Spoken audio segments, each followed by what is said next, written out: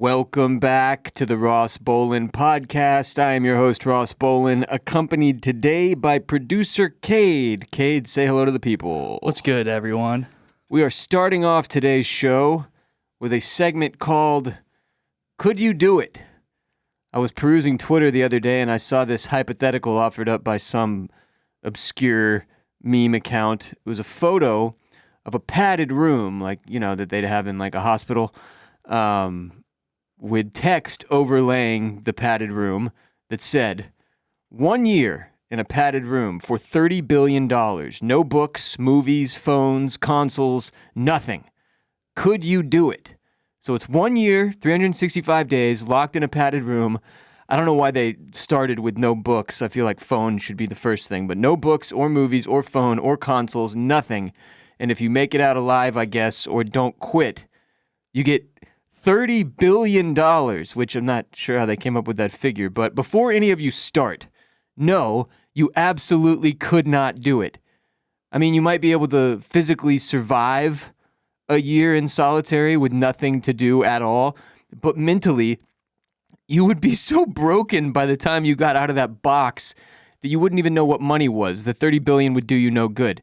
Interestingly, the replies to this hypothetical on Twitter included an astonishing amount of people who were seemingly confident they could pull it off, which I was surprised by. And if you're like, oh, I just do push-ups and sit-ups and jack off all day, you're a moron. It's a full year, 365 days with zero human interaction, no internet, no reading, no nothing but the solitude of your mind. Like one guy replied to the tweet and said, I've lived 3 months without social media on my phone. If I can do that, then I'll be able to live in here for a year. Sir, living without social media on your phone for 3 months is not some grand accomplishment. Literally every human being before the year 2008 lived without social media on their phone. That's the year that Facebook, their app, became available on the iPhone. Another guy replied, if I had a countdown timer and bigger space than what the pictures show, I'd definitely give it my best shot. So he couldn't do it in the room that was... He needs a bigger padded room. He needs a bigger room and he needs a timer, too. The too. countdown timer would just drive you even more insane. But he said the last 6 months would be hard as fuck. I don't know if it's possible for anyone to do it with how much we all daily overdose on dopamine. Why the first 6 months would be hard as fuck. The last 6 months, you would be You're so far gone by that point. Yeah, that it might be fun then because you've got like 7 split off personalities of yourself to talk with. I don't know why he thinks the last 6 months would be more difficult, but it is true though that most of us in this day and age use technology, social media, television, movies, video games, and most of all, our phones to distract ourselves from reality and avoid being stuck with our own thoughts for too long. Your mind would absolutely eat itself in there. You'd come out a bumbling fool, covered in your own jism. You'd come out in worse shape than Gollum and talking to more than one split personality. He only had to deal with the one. You'd have several by the time you got out of there. And by the way, cranking or bean flicking, it would lose its fun about 2 weeks in. All right, around the time you started naming each individual padded square on the wall, you would get tired of masturbating. That would not get you through a full year. Some of you are underestimating how long a year is. Like at least Tom Hanks in Castaway had the volleyball to talk to. You'd be talking to you. And not enough of you are in therapy. Like no amount of therapy, I don't think, could prepare you to talk to yourself for that long. Shit would get really dark really, really fast. Another thing that it doesn't even talk about is like the food and like water situation. Like it's probably going to be the same food over and over again. And probably after a week, you're going to get tired of it too. But I don't even think it matters. Even if it was gourmet meals from a 5-star restaurant every day, by the 3rd month, you would be smearing it all over your face and smashing your head into the ground. Like you don't have any entertainment, any interaction, just your mind. That's why solitary confinement is so terrifying. Like if you're in prison and you act up or whatever and they put you in the hole, you don't want to go to the hole. Not that hole. maybe another hole or 2 or 3. A lot of good holes, but not the hole in prison. It's not the hole for you, friend. So stop it. Even if you made $30 billion of instant wealth, it would destroy most of you. Most people. It would destroy me. If you handed me $30 billion right now, I would be screwed. You know how lottery winners often can't handle the money and their lives are wrecked by the wealth? No lottery winner, to my knowledge, has ever taken home $30 billion. It's too much money. No one man should have all that power, and you would go nuts. On top of the fact that you would come out nuts, and then they'd hand you the $30 billion. How long do you think you could actually survive in this? That's part of the thing I'm wondering here. Like, how do you tap out? Like, is there like a button on the wall? Like, you're like, I give up, I'm out. Yeah. I think realistically, like 2 weeks. That's all you're giving yourself? Oh, yeah. Yeah, that's it. Why? How long do you think you could go? Padded room, maybe no internet, nothing. No TV, no books. Oh, yeah, no, I'm well aware of No the puzzles. stipulations, but I would say maybe a month. A full month. Yeah. I mean, like, I know, like, you said working out is probably not going to get you through, but I feel like that could get me through, like, a lot of days, I feel like, if I just do something like that. And, like, I mean, I live by myself, so, like, I'm alone a lot of the time, too, and, like, I just kind of, like, live in my own thoughts a lot of the time, so I feel like I could do all right. 30 days of 30 push-ups and sit-ups and the wall cranking sits. as well, yeah. And the cranking. I don't know, man. That's a long time. I mean, I could probably do a month, but I would not be okay afterward. Like, I would. No, absolutely not. I'd need to schedule some extra sessions with the old therapist after that. But yeah, don't kid yourselves about this, people. Human beings now are less equipped to handle silence and solitude than at any other point in history. Like, we're worse off now than ever. The only way you'd have an even remotely close shot to surviving 1 month in there, let alone 12, is if you had an endless supply of hemp hop products. Today's episode is brought to you by hemp hop at hemphop.co. Hemp hop began in 2014 when their founder and CEO Jordan was determined to help his father Scott, who suffers from a condition which caused him to have swelling, seizures, and severe nausea.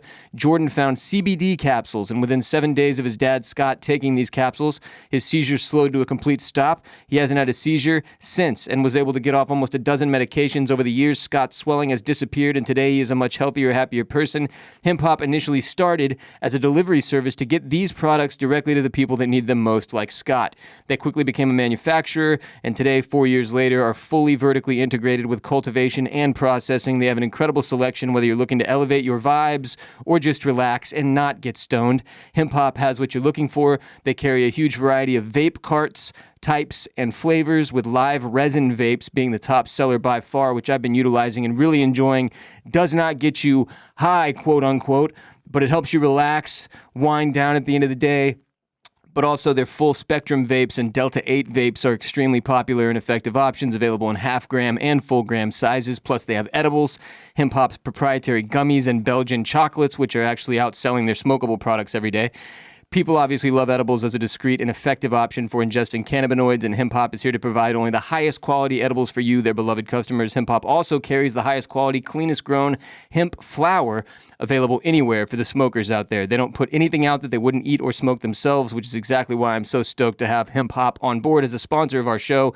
They carry topicals, tinctures, capsules, bath bombs, and dog treats as well. Hemp Hop offers shipping worldwide anywhere hemp is legal, with customers in every single U.S. state and all throughout Europe as well. And for you, RBP gang, if you're 21 years of age or older, Hemp Hop is providing a 10% off discount when you use the code RBP at checkout on hemphop.co. But if you place an order of $200 or more, use the code RBP20 and you'll get 20% off your order. Just go now to hemphop.co, and use code RBP for 10% off, or code RBP20 for 20% off your order of $200 or more. That's hemphop.co. I just realized, by the way, $30 billion, $14 billion less than Elon Musk paid for Twitter. What an absolute psychopath that dude is, but more on him and Twitter later. Now it's time for insane headlines of the day, and boy, oh boy, do we have some good ones to catch up on. Since I was on paternity leave, I kind of have a backlog of absurd headlines to hit. The first one from the New York Post. Georgia woman intentionally crashes vehicle into Popeyes over missing biscuits. Says a Georgia woman allegedly drove her vehicle into a Popeyes restaurant on purpose after biscuits were mistakenly left out of her order, according to officials. And that's the first place I choose to take issue with this story. Nothing is mistakenly left out of your bag at Popeyes. It's very intentional. It's part of their process. It says the 50-year-old woman was charged with first-degree criminal damage to property and aggravated assault. The store's manager told police that she became angry when she discovered no biscuits in her order and that she then drove her SUV into a restaurant entrance. Now, this is where things get extra weird. The manager said the restaurant corrected the mistake and gave her the biscuits prior to the crash. So I think she came in angry, yelling, "You didn't bring me my biscuits." They gave her the biscuits. She went back out, got in the car, and then drove into the restaurant. The manager also said the woman threatened staff before the incident, including calling the store and threatening to drive her car into the building. So she was upfront about it, at least. How do you get the number for an individual Popeyes? Is that like listed? Why didn't she just go back through the drive-through line? She called in, threatened the staff, and said she was going to drive her car into the building. They probably told her, "Ma'am, calm down, come inside and we'll give you the biscuits." She did that. Then she went back out into her car and then drove her car through the building. It says she nearly struck an 18-year-old employee with her vehicle when she crashed into the store, and she continued driving into the store until her vehicle was stopped by debris. Debris stopped her, according to arrest warrants. She then fled the scene after crashing into the restaurant and headed south on Gordon Highway. Her SUV was later found at her home with damage to the front. She was booked into the Charles B. Webster Detention Center on Wednesday and given a bond of more than $4,000. She made so many mistakes here. Don't go to Popeyes if you want what you order. Everybody knows that. Getting the incorrect order is, in fact, what Popeyes does. It's the Popeyes experience. It's a surprise, a grab bag. And they don't hire people who fill orders accurately, as spontaneity is the spice of life. And because Popeyes does not have 11 herbs and spices like its competitor KFC, that's what it serves you. The spice of life. I've actually never had my order wrong at Popeyes. You're going to the wrong Popeyes then. Which one should I go to then? I feel like I need to Are you going to the one by experience the this. office? No, I haven't been to that one yet. You go to Houston, Texas, you go to Wilcrest and Briar Forest. And I can't remember the cross street. But there's this one particular Popeyes that was the beginning of this whole bit for me that my dad and I used to go to fairly regularly. It was the closest one to the house I grew up in. And it was like 8 out of 10 times you would just get like somebody else's order entirely. It was the most poorly run Popeyes in the nation. And then I moved to Austin. And that's when I started to pick up on like, oh, this is not just a Houston thing. It's not even a one location thing. It's kind of just what Popeyes does. Just a nationwide, yeah. Yeah, it's like something to do with their training. They don't want you to get what you ask for. I think it's like a metaphor for life. You don't always get what you want. You don't always get what you want. Get and you don't throw a fit. But if you try sometimes, you get what you need, you know? That should be Popeye's slogan. It's probably copyrighted and trademark as it is song lyrics. But that all being said, the biscuits are very, very good, Popeye's biscuits. And it's always a devastating blow when that's the one item in your order they switch out with like a coleslaw or some shit. So I can see how even after they corrected her order, she was still like, how dare you? And so angry that she felt the need to crash her vehicle into the building. Unfortunately, this is America, and striking a Popeyes with your car is not some shit we just abide by. It's like attacking our national heritage, and it's reckless, and it's violent, and it cannot be tolerated. Thankfully, no one was hurt. Except for her car. That's the other thing I never understood about road rage. Yeah, I feel like the damage to your car is not worth the biscuits. How many biscuits she could have bought with $4,000, which is what it cost her to get out of jail alone? Just doesn't make sense. Use your mind. Use your brain, people. Next headline. Again from the New York Post. Peruvian man found with 800-year-old mummy he calls his spiritual girlfriend arrested. So it says Peruvian police took a man into custody over the weekend who was carrying around a mummy up to 800 years old in a food delivery bag, according to the country's Ministry of Culture. It's a fun job. Ministry of Culture. The man, identified as 26-year-old Julio Cesar Bermejo, named the mummy Juanita and referred to the ancient remains as his spiritual girlfriend, according to Agence Française Presse.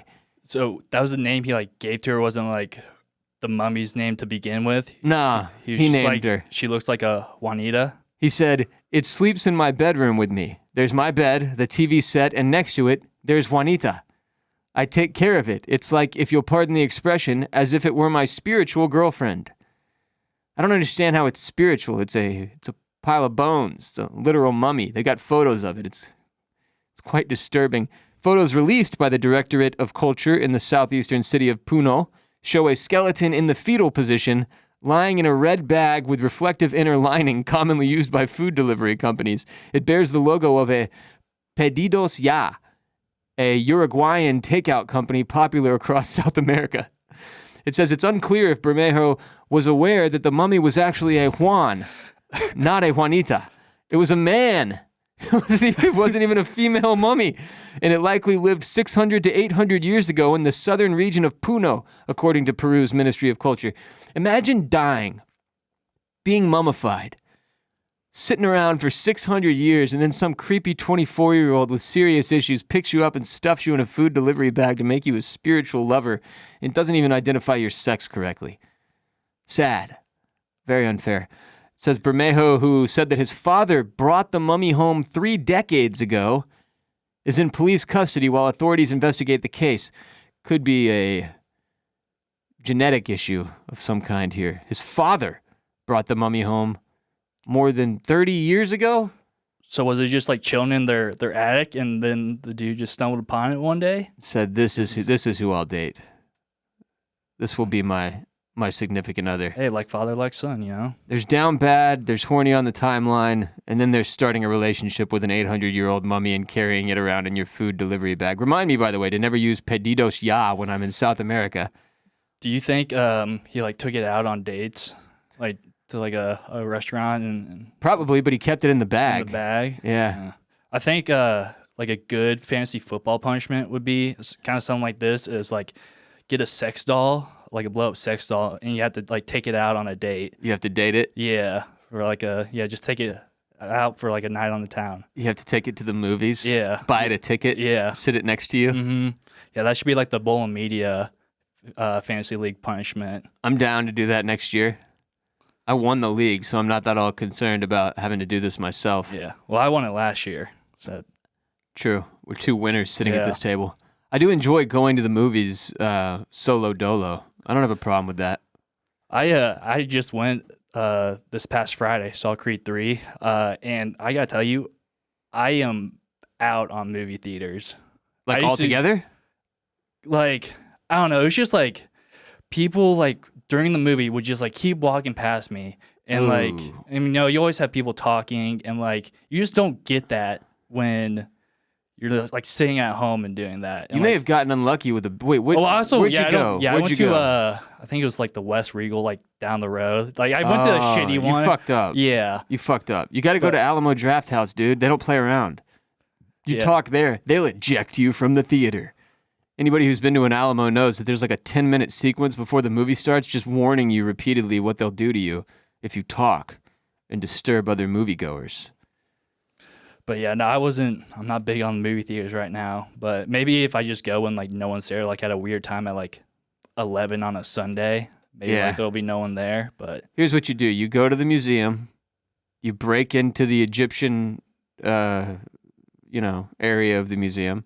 You steal yourself a mummy, and you take that to the movies with you next time. Maybe that'll did he improve like your... dress her, or I guess him? No. up? It's just No left them in clothes. the Just- bag. Just stuffed into a bag. Okay. Mummy companion to take around and do food deliveries. That's the part of it I'm wondering is like, was he like, going and picking up somebody's Chipotle order and putting it in this bag with the mummy girlfriend or, boyfriend, whatever, Juan, and then because that's like, if I'm living in Peru right now, I'm at least a little concerned. Definitely complain to DoorDash. Yeah, that my food was brought to me with a mummy too close to. No, I don't even know how what that distance barrier is. Like, how close is too close for a mummy to be to my food? Probably like 10 feet. So even if it wasn't in the I'd probably bag. say, yeah, just same car. Yeah. Yeah, same car, bad.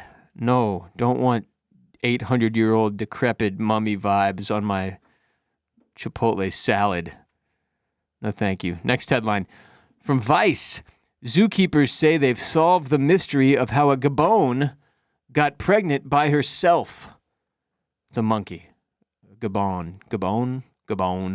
For 2 years, a zoo in southern Japan had been puzzled by a mystery. How did Momo, a Gibbon kept alone in her cage, get pregnant? It says the 12-year-old white-handed Gibbon lived by herself and was never joined by a companion. Now, some of her neighbors are males, but their cages are separated by sturdy bars and jagged chicken wire fencing. It was inconceivable to the zookeepers that they could have mated through the 2 layers of barriers. It says she gave birth in 2021 to a yet unnamed male Gibbon with black hair and white fur trimming around its face. But with the help of DNA tests, zookeepers in Nagasaki prefecture have identified the baby Gibbon's father, and they say they figured out how the ape's parents met. After enlisting a researcher to analyze the DNA in stool and hair samples collected last year from Momo, her child and 4 potential fathers, they went like full, what's that show where they... Forensic Files? No, the one where they do, you are not the father. Oh, sorry, I read the DNA stuff. I thought that's what you're talking about. Maury? Yeah, Maury. Or Maury? I can't remember. But it says so there's 4 potential fathers, and it's the Kushima Zoo and Botanical Garden that announced the identity of the father, Ito, a 34-year-old agile Gibbon. It's like a Leonardo DiCaprio of the monkeys. He only dates way younger than himself. It took us 2 years to figure it out, he says, because we couldn't get close enough to collect samples. She was very protective of her child, so they had to wait until she was comfortable enough to give up some feces and some hair, apparently. It says the zoo superintendent is the one providing all this information to Vice World News. It says, but that still left one burning question unanswered. If she never had direct contact with Ito, how did she get pregnant in the first place? The zoo has no hard evidence like surveillance footage, but Yamano said the ape's point of contact was probably a hole in the wall measuring 9 millimeters in diameter. It says at the zoo, Momo and Ito take turns going on display in the morning and afternoon in an exhibition area right in front of Momo's cage. The 2 spaces are separated by a partition, shout out to Beyonce, a perforated board that supposedly prevents the apes from mingling. But life found a way. Yamano said, we think it's very likely that on one of the days that Ito was in the exhibition space, they copulated, not a word I use enough, they copulated through a hole. Such mating habits are unheard of, he said. Normally the zoo pairs Gibbons after a series of trial and error to familiarize the apes with each other. In the wild, Gibbons select their mates based on physical appearance, social behavior, and vocalization, such as the complex songs they sing. The zoo didn't say what, if anything, Ito did to woo Momo. Since the mystery has been solved, Yamano said the zoo hopes to move Ito in with Momo and her child, but, quote, they have to get used to each other first. Hopefully they live together as one family. It says to prevent unwanted pregnancy, the zoo has replaced the perforated partition board with a barrier with no openings, Yamano said. So it turns out monkeys are also into glory holes. I thought that was an evolutionary trait that human beings introduced to the circle of life, but no. Turns out our primate predecessors already practice hole plugging. Never understood the glory hole. Have you ever seen one? Like in real life? Yeah. Like been to a rest stop and been taking a piss and looked down and been like, oh no. Yeah. No, thank God. Neither have I. I feel like they're not like a thing in real life. It's probably first of all, yes, I think you're onto something there. It's something that that's a porn category. Yeah. More than it is like a thing you find commonplace in society. But just as a concept, you don't know what's on the other side. Why would you participate in such an act? Is it the thrill of it? Not knowing if it's a Juan or a Juanita over there? I don't know. I really just don't understand. I would never what I'm saying is I would never stick my dick through a partition and allow someone on the other side to do anything with it. Right, yeah, that's another risk. Like, you don't know what they're about to do with that thing. I mean, that's the problem. Ito, he had no idea. He's got a kid now. Just 2 years down the road, he finds out he's got this responsibility. He's got to go raise this child Gibbon with some woman that he plugged through a hole. Little hole, by the way. Not an impressive girth on Ito the Gibbon. Not packing heat down there. No, 9 millimeters in diameter. It's just not that. That's not that big. You know that what they say though. It's not the size of the boat. It's the motion in the glory hole. Today's episode is brought to you by Shopify. Shopify is the commerce platform revolutionizing millions of businesses worldwide. Whether you're selling merchandise for your podcast or handmade kaleidoscopes, Shopify simplifies selling online and in person so you can focus on successfully growing your business. Shopify covers every sales channel, from an in-person POS system to an all-in-one e-commerce platform. It even lets you sell across social media marketplaces like TikTok, Facebook, and Instagram. Packed with industry-leading tools ready to ignite your growth, Shopify gives you complete control over your business and your brand without having to learn any new skills in design or code.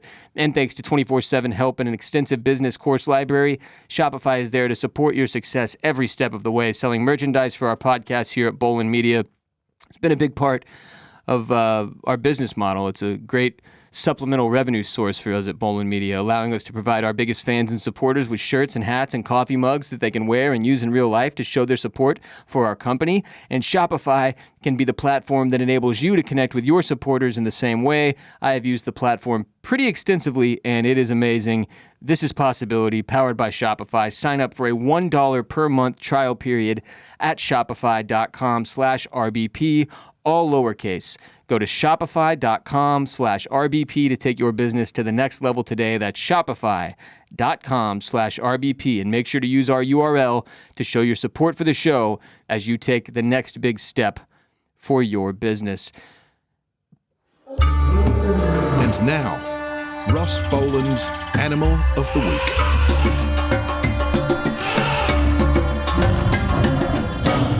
And really, there are two animals of the week, because I think Momo, the 12-year-old white-handed Gibbon who got pregnant through a glory hole, should be included. But our official animal of the week is the magnificent frigate bird. The magnificent frigate bird is a seabird of the frigate bird family, I can't say it. Fregatidae. There we go. Close enough. Nailed it. Yeah, it's 2 feet 11 inches long, 3 feet 9 inches. With a length of 2 feet 11 inches to 3 feet 9 inches and a wingspan of 7 feet 1 inch to 8 feet. It's the largest species of frigate bird. It occurs over tropical and subtropical waters off America between northern Mexico and Peru, back to Peru, on the Pacific coast, and between Florida and southern Brazil along the Atlantic coast. There are also populations in the Galapagos Islands in the Pacific and the Cape Verde Islands in the Atlantic. It has brownish black plumage, long narrow wings, and a deeply forked tail. The male has a striking red gular sac, which he inflates to attract a mate. They're pretty birds. Pretty bird. Look up the frigate, magnificent frigate bird. You better be good looking to be called the magnificent anything. Yeah, I'm looking at the picture right now. And the red gular sac is it's impressive. pretty gnarly.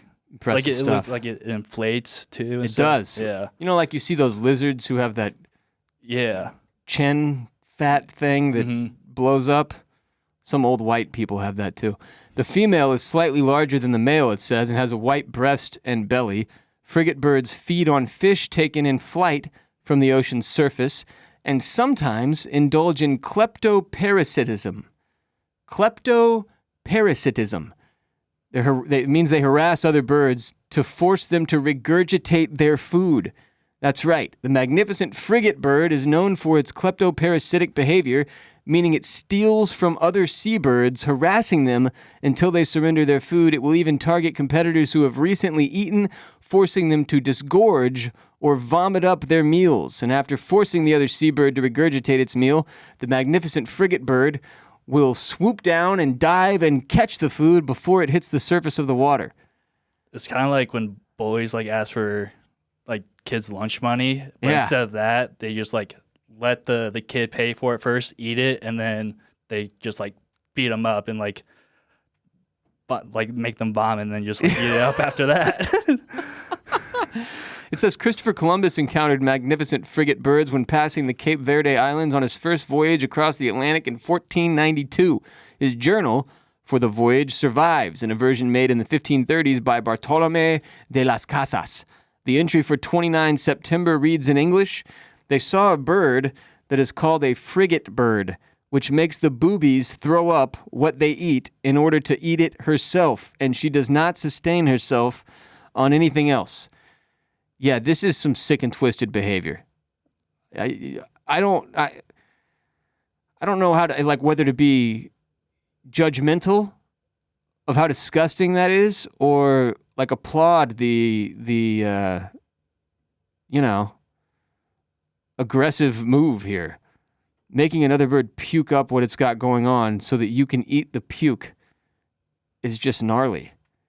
Animals are crazy. Nature is wild. The magnificent frigate bird. Today's second animal of the week, behind Momo, the 12-year-old Gibbon who got pregnant through a glory hole. Today's episode is also brought to you by Mind Bloom. If you don't live with anxiety and depression, it's easy to just look at someone, maybe someone you love even, and wonder why they can't just get up, get going, and fix themselves. Or maybe you're wondering this about yourself. You see others living their life, and when you'd settle for one day without the feeling of everything collapsing in on you, it's hard.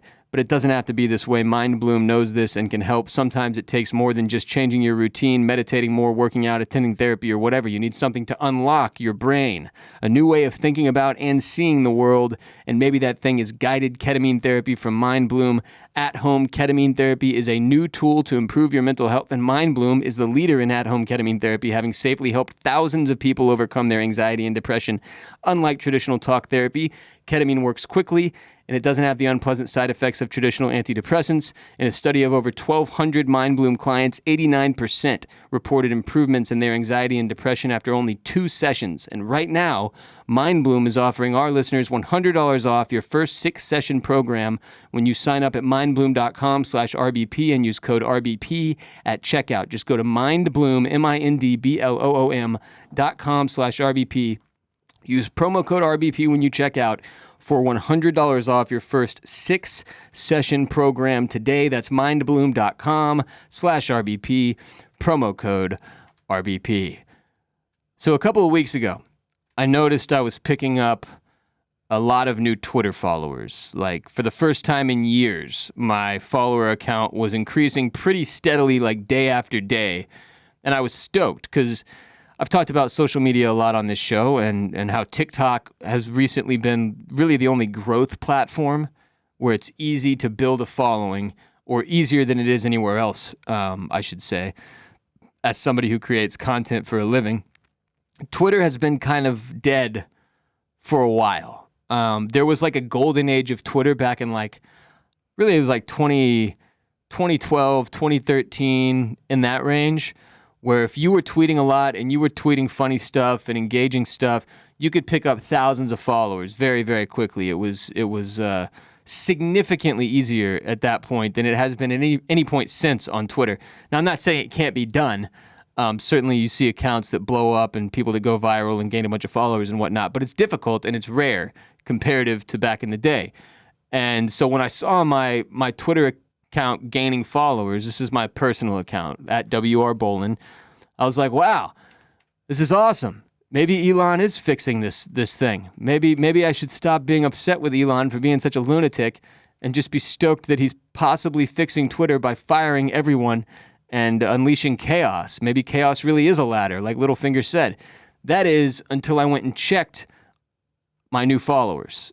And an absurd amount of them were coming from a very specific and strange demographic. And you may be thinking, oh, it's porn bots.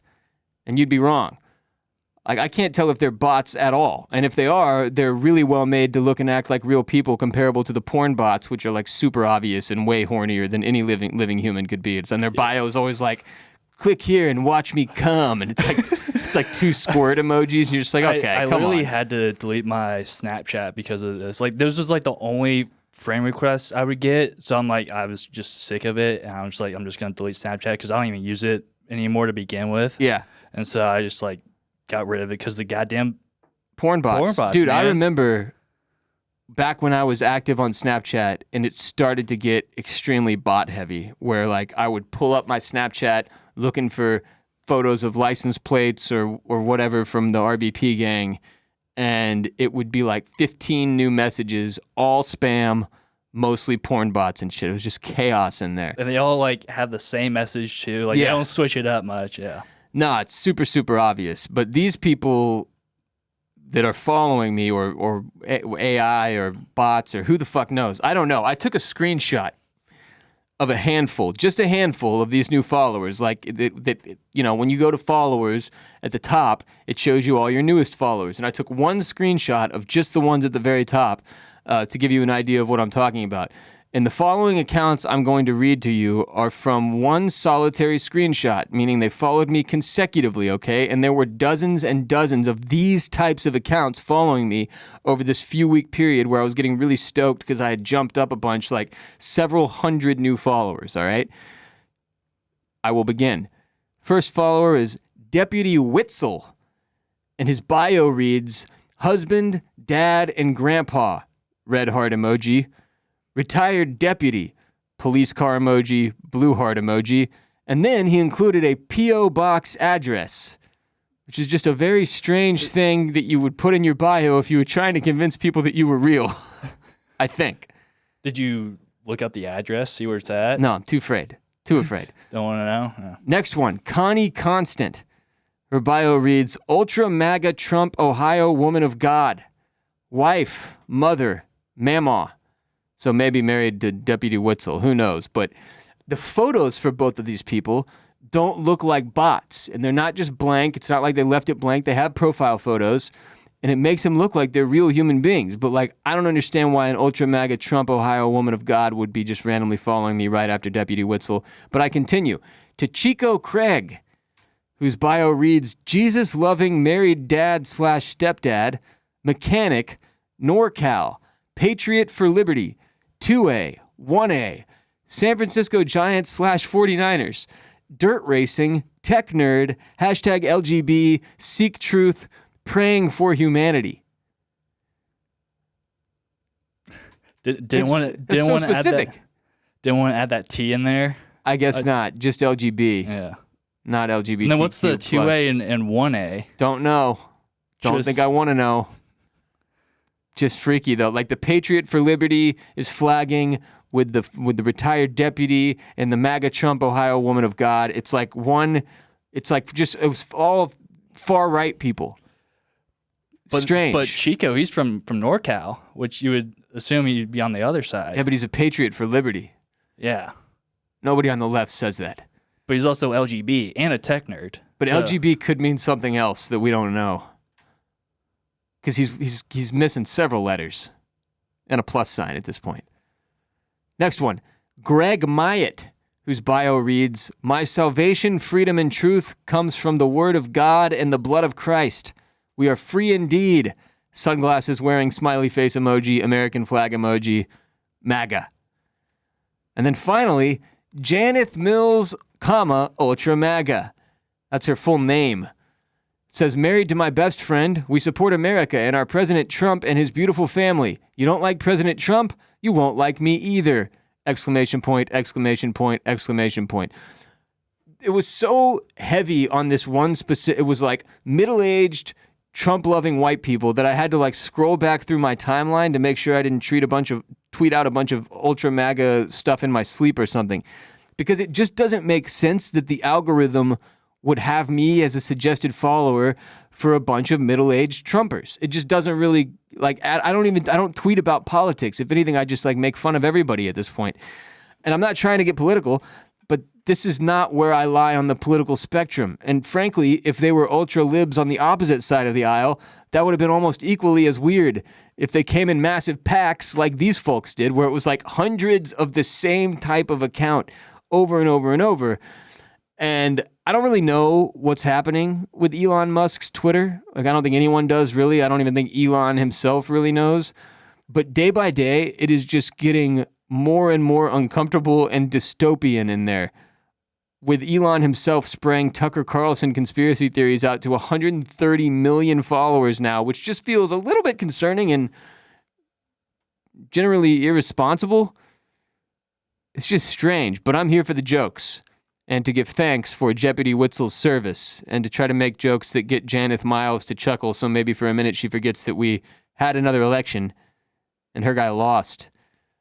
But weird stuff, and obviously erased my stoke that I had I was like, I'm doing it. I'm growing my Twitter, because they like revamped their suggested algorithm so that like you get, in theory, you are introduced to more tweets from people that you don't follow.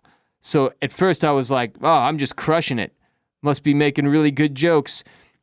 But if anything, my jokes are mostly like counter to what people like Janeth Miles, Ultra MAGA would probably want to see on their timeline. So I don't understand. I think they're bots, maybe, but I've worked on the internet for a really long time. If they are bots, they're like getting really good at creating them. Like the artificially intelligent bot is really stepping up its game, because it's fucking weird, man. It's really, shout out to anybody that's recently followed me on Twitter who's actually a person that's in my demographic, because I don't know what the fuck is happening here. Do you spend any time on Twitter, Kade? Yeah, I'm more of a consumer than a tweeter.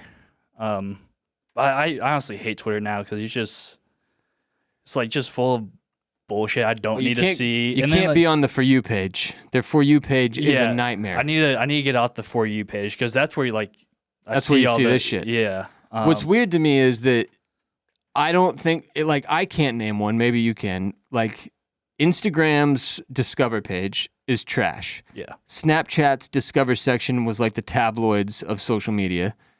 Twitter's For You page is garbage. I guess TikTok's is solid. It's pretty good. Like it'll give you what you want. But that's like you go to the For You page, I feel like, to find, like, I don't really go on the following for TikTok. I mean, I might occasionally, but like I'll usually see like the people I follow within the For You page. Yeah, their best stuff or whatever. Yeah. Yeah, but that's what's so strange about like Twitter has set it up now to where when you go into the app, you are first on the For You page. And you're like given all these tweets that it thinks you will like, and which is the thing that led me to believe like, oh, I'm just getting new followers because I'm doing good tweets and it's putting my tweets on people's For You page. But then I check all the new followers and they look like Ultra MAGA bots, and I don't know how that happened or what the confusion is there. But it's definitely a bummer. I don't think he fixed it, Elon. Twitter, I don't think he's fixed it. It's getting worse. Not yet. No, there's still time though. It's getting worse. Did you see the most recent controversy with him? Is it the Tucker Carlson stuff? No, that was just normal at this point for Elon, I think, although it was a little bizarre. I mean, he retweeted 3 consecutive things, like basically amplifying Tucker Carlson's January 6th conspiracy theory, which is disheartening. But no, even dumber than that, somehow, a Twitter employee, okay, who's this Icelandic guy with muscular dystrophy. Okay, yeah, no, I did see this, yeah. This guy tweeted at him saying, hey man, you shut off my computer and no one in HR or from the company is responding to me. Do I still work for you? And Elon on Twitter went back and forth with this dude. He replied and said, like, what do you do here? And the guy told him, and Elon mocked him, and they went back and forth in this strange, string of tweets where Elon was extremely disrespectful to the dude and like generally trolling him, which just as a rule of thumb, I feel like you shouldn't do to your employees publicly. Really, you shouldn't do it privately, much less publicly. But eventually it comes out that this dude in Iceland with muscular dystrophy sold his company to Twitter for like millions and millions of dollars, okay? And that's where his job came in. As part of the deal, he was employed by Twitter. And as part of the deal, if he was ever fired, he was entitled to a massive payout as part of them having purchased his company. So at some point in this bizarre thread of Elon trolling this maybe current, maybe former employee, he was kind of fired in the midst of the conversation almost by Elon. I think his lawyers notified Elon Musk like, hey, so we did some digging and this is about to cost you like 50 mil. And he got back on Twitter and apologized to the guy publicly and said that the guy is considering staying on board at Twitter. But just as look, as somebody who was kind of duped into thinking this guy was one of the smartest people to ever walk the face of the earth because he's revolutionized the electric car industry and has the SpaceX thing going and he's just this really interesting life, right? I am now at the point where I think he's a total and utter buffoon. Like, he may be one of those dudes that's like too smart for his own good and he can't even identify with regular people anymore. But this is like, I don't even know what the excuse is for this type of behavior. Like, where you're just blatantly putting yourself and the company you spent $44 billion on at risk because you want to troll a guy who works for you. He basically implied that the guy doesn't do any work. Yeah, no, that's pretty fucked up. But so how I saw this was on a TikTok, and some and some guy was talking about how, like, back in the day, Circuit City, like, they went out of business, and like people were I saw this. Were talking about how they just like said they worked for Circuit City and like were floor managers or whatever. And the guy basically said you could probably do this with Twitter right now. Yeah. Essentially, he was saying like they don't have an HR department, it seems like. Right. And so, yeah, if you're looking for a new job, you can just say you worked at Twitter because it's just a complete shit show right now, obviously. And, I did not know, like, did you even know what Circuit City was? It may have died before your time, or like before you were old enough to give a shit that there was an electronics store called Circuit City. Yeah, I think it was always Best Buy for me. So there was a point where Circuit City was sort of the other option, and from Best Buy. And this TikTok explains that when Circuit City went under, there was no longer any representative of Circuit City to contact. So all these unemployed people put, like, I was the floor manager, like you said, at Circuit City for 6 years, like, to bolster their resume and to get new jobs or to up their value so they could make more money when they were applying for new jobs. Dude suggested, like Kade said, that pretty much anyone could do this now with Twitter, which also makes me wonder if you could do it with Tesla. Because Tesla famously does not have a PR department. Like, they do not make public statements. They do not respond to inquiries. And I'm wondering if that's also, so you could put, like, I was an engineer at Tesla for 6 years and then a coder at Twitter for 4 years and make like 250 grand starting salary at your next position. Problem would obviously be that at some point they would figure out you don't know how to do anything.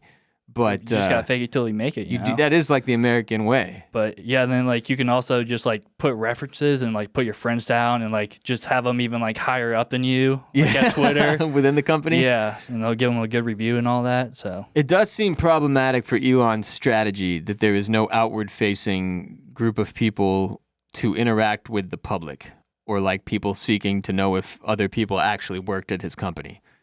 But you know, whatever works for you, man. If I paid $44 billion for something, I suppose I would want to run it how I saw fit as well. But holy shit, the way he operates in the public eye at this point is getting relatively embarrassing and potentially legally damaging, taunting his employees with... He outed the guy for having a health thing. Like, he even called him... Like, you can't do that. Yeah, he said, he was like, I mean, it was bad. It was not good. Not good. But he said he's still... Or like he's considering... He's considering remaining employed at Twitter. He definitely he's going to get a bag for that. I feel like, yeah. And apparently he already has a bag.